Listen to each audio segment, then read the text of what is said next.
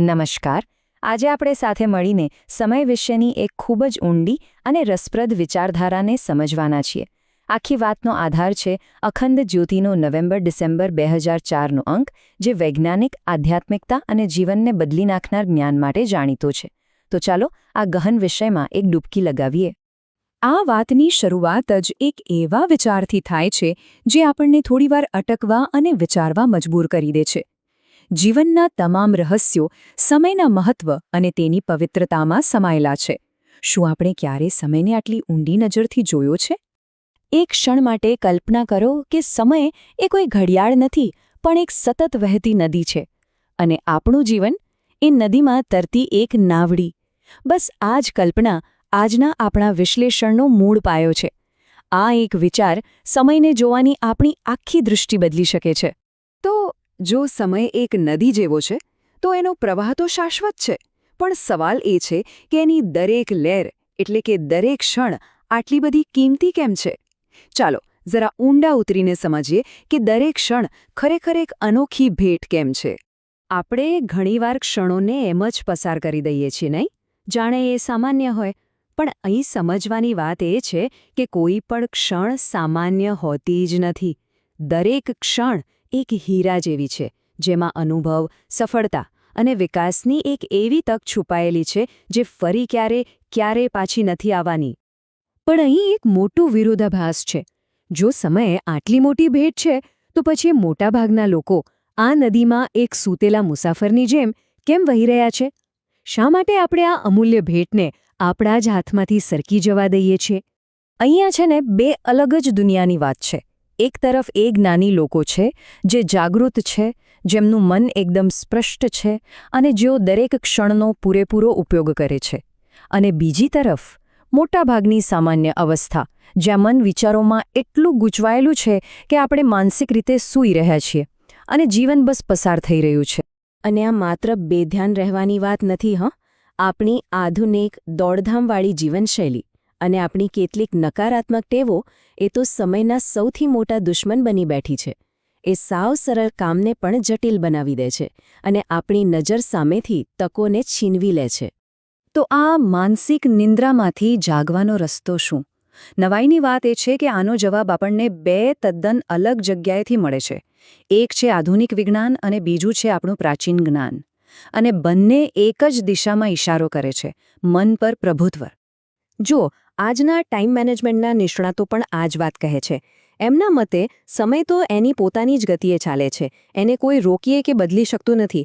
એ તો જીવનનો કાચો માલ છે. એટલે કે બદલવાનો સમય નહીં, બદલવાની છે એ કાચા માલને વાપરવાની આપણી રીત. દુનિયામાં દરેક વ્યક્તિને દિવસના સરખા 24 કલાક જ મળે છે. ન 1 સેકન્ડ વધુ, ન 1 સેકન્ડ ઓછી. આ એ જ કાચો માલ છે જેમાંથી આપણે આપણું જીવન ઘડવાનું છે. તો સવાલ એ છે કે આપણે આ 24 કલાકમાંથી શું બનાવી રહ્યા છીએ?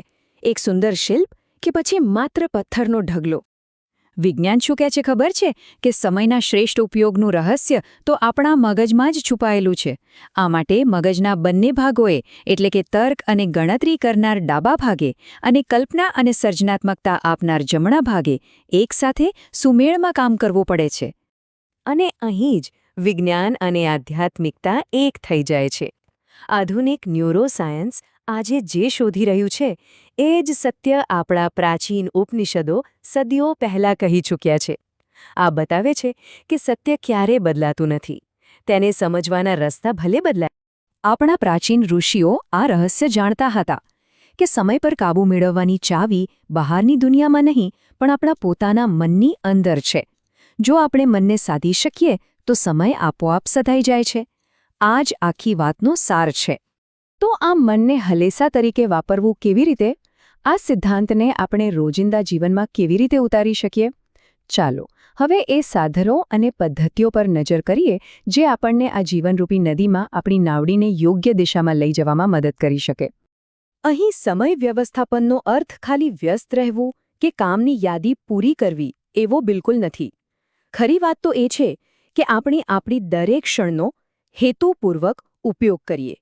એટલે કે દરેક કામ પાછળ એક સ્પષ્ટ હેતુ હોવો જોઈએ. આ હેતુપૂર્ણ જીવન જીવવા માટેના 4 મજબૂત પાયા છે. સૌથી પહેલાં નક્કી કરો કે ખરેખર શું મહત્વનું છે. પછી એ પ્રમાણે એક યોજના બનાવો. ત્રીજું, એ યોજના માટેની જવાબદારી લો. અને છેલ્લે પૂરી શિસ્ત સાથે તેનો અમલ કરો. આ 4 પગલાં સિદ્ધાંતને વાસ્તવિકતામાં બદલી શકે છે.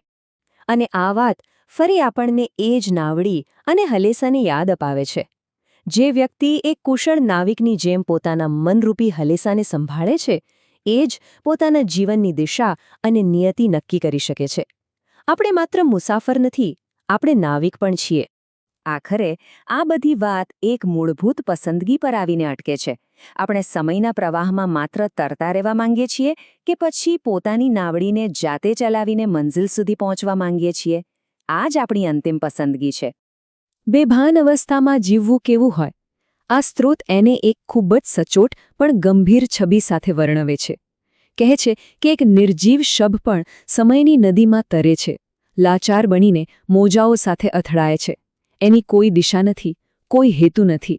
આ ચિત્ર આપણને અંદરથી હચમચાવી દેવા માટે પૂરતું છે.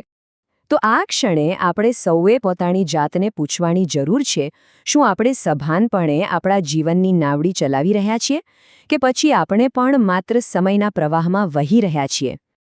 આનો ઉકેલ વધુ પડતું કામ કરવામાં કે ઉતાવળમાં જીવવામાં નથી. સાચો ઉકેલ તો જીવનને અર્થપૂર્ણ રીતે જીવવાની કળા શીખવામાં છે. એનો અર્થ છે સમયનો સભાનપણે ઉપયોગ કરવો, સંબંધોને મજબૂત કરવા અને પોતાના સપનાની દિશામાં આગળ વધવું. અને સાચું પ્રભુત્વ એટલે શું? સંતુલન.